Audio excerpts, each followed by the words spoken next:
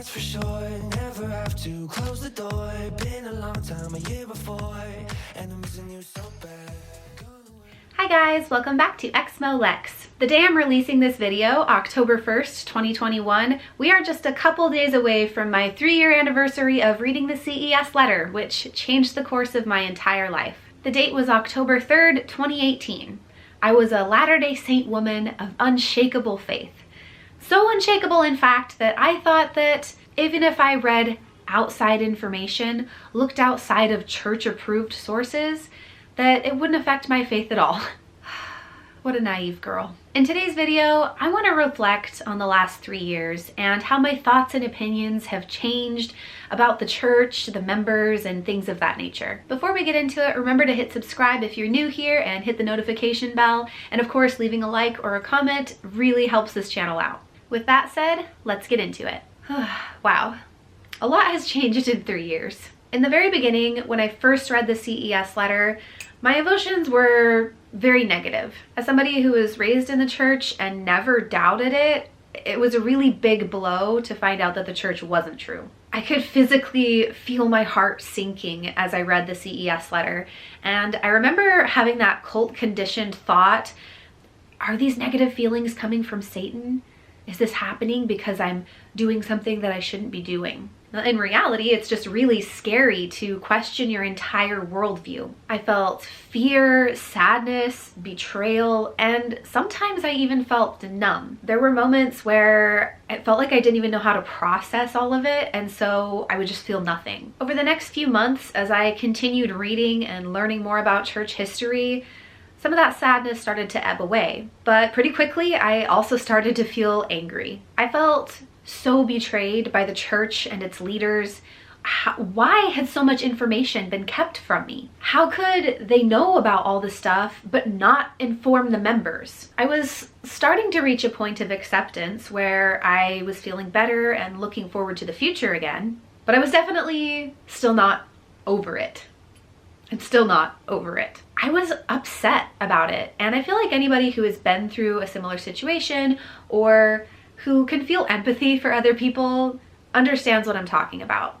And I still feel a lot of these emotions from time to time. In the next couple of years, my level of sadness and anger has sort of come and gone. Sometimes I'll read something from a few decades ago that was said by a church leader that I really looked up to once upon a time, that was an awful thing to say, and that anger will flare hot in me again. And sometimes I reflect on the heaven that I'd once looked forward to, on this future of my afterlife that I thought I would have, and I feel a pang of remorse for the loss of that. I've gone through a lot of ups and downs with my family members too, and anybody who was raised in a high demand religion like Mormonism and then left that religion knows what I'm talking about. I have some incredible family members who, even though they're still members of the church and are aware of everything I do online, have still been able to 100% support me and love me and be there for me no matter what. And I have some other family members with whom it's more complicated. Sometimes they're really accepting, and other times they get angry with me, especially since I started talking publicly about leaving the church. Still, other family members have talked bad about me, insulted me, or completely turned against me. And I haven't been able to talk about all of that on my channel yet, and I'm not sure if I ever will be able to. But let me just say this. That has been more difficult than I ever imagined. Sure, I've heard those stories. I've read those stories on my channel before, but actually living it, it gives a whole new appreciation for anybody who's been in that position. It's affected me, it's affected my husband, and it's affected my children. And I'm so sorry for anybody that's been in that position. I've had time to reflect now on if it was worth it, especially over the last month. Was leaving the church worth it? Was speaking about it publicly worth it? Without a doubt, the answer is yes. Worth every tear I've ever shed. Worth every abusive word that I've heard from my family or from strangers on the internet. Because guess what? Even with all of that, I'm still happier now.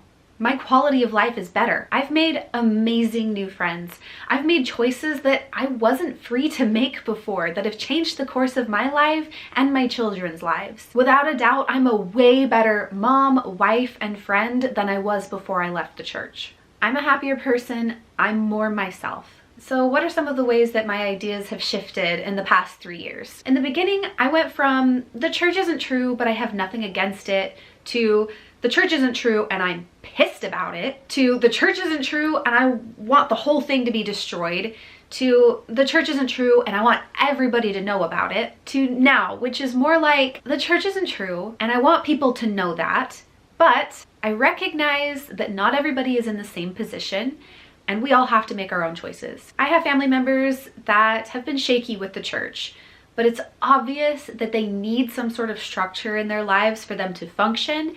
And right now, the church fills that need. And I know that without the church, their life would crumble. And as difficult as it can be to understand that, I'm currently learning that. That doesn't mean that I wouldn't love for them to leave. It just means that I understand that it's not that simple and it's not the same for everyone. So basically what I'm trying to get at is that leaving the church right now might not be the right choice for everyone. I know.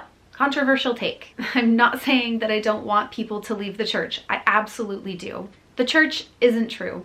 I think overall it's a net negative. It's an abusive organization and it has many, many, many issues. But some people are currently in a position where just leaving would not be the right choice for them. Maybe, hopefully, at some point in their life that will change. I hope that makes sense. A few other thoughts.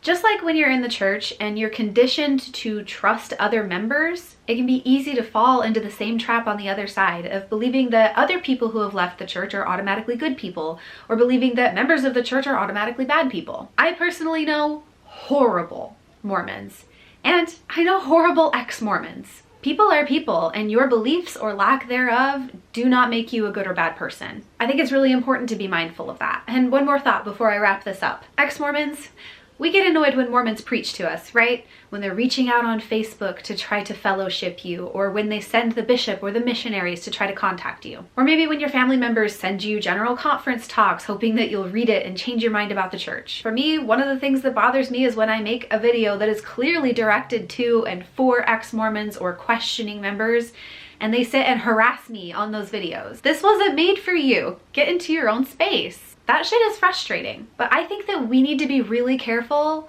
that we don't do that same thing to Mormons. Unless they're asking you for information, don't shove it down their throat. Don't send people the CES letter and expect them to read it when they're not ready to look at outside sources of information yet. People who aren't ready to look into it are not going to change their minds, and you might accidentally be pushing them away from confiding in you. I feel like there's a big difference between me making a YouTube video that is specifically addressed to ex-Mormons or for people who are questioning the church to watch, and it's something that they can choose to click on. They can choose to watch through the whole thing, versus sending unsolicited videos or articles or blogs to Mormons who maybe don't want to see that. I feel like if you want to get a message out there, the best way to do it is to create content on your own platform. So a YouTube video, a TikTok video, a Facebook post on your own personal platform, and put that out into the world rather than sending things to Mormons if they don't want to see it. Putting the information out there makes it available for them when they're ready to accept it,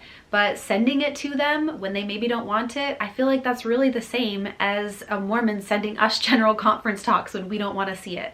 It's just annoying. I'm not saying that I've always been perfect about this, and my mind has changed on this over the past couple of years. So don't think that I'm saying that I'm perfect and I haven't done this before. And it's not the end of the world if you have. I just feel like we should all give each other the same courtesy that we expect. I'm sorry if any of this is hard to hear, because I do understand that hearing criticisms of, you know, your side can be really difficult.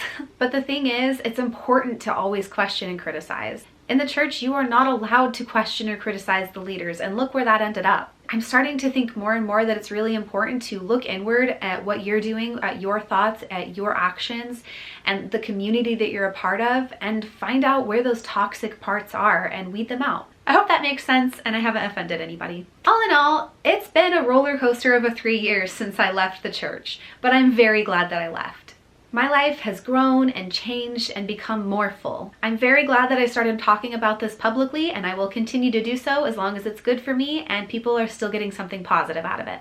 Thank you guys so much for supporting this channel and for supporting me on my journey too. And a special thank you to my patrons for supporting the channel. I really appreciate it. I couldn't do it without you. And a special thank you to Anthony Guthrie, at Keegar, Craig Call, Doug Davis, Mormonland, The Guiltiest Place on Earth, Jake Nunyabiz, Jason Wilkins, Melissa Jane, Tans, and the Exmo Candle Company for supporting at the Demon tier on my Patreon. If you guys would like to support the channel, consider becoming a patron. That helps a whole lot. I also have merch and other links to support the channel down below in the description. Leave a like if you liked the video, leave a comment if you have an opinion. Thank you so much for watching, and I'll see you next time. Bye! Never revealing no secrets you're keeping. These promises strong as a spell. I'll never tell. Yeah, I like you, that's for sure.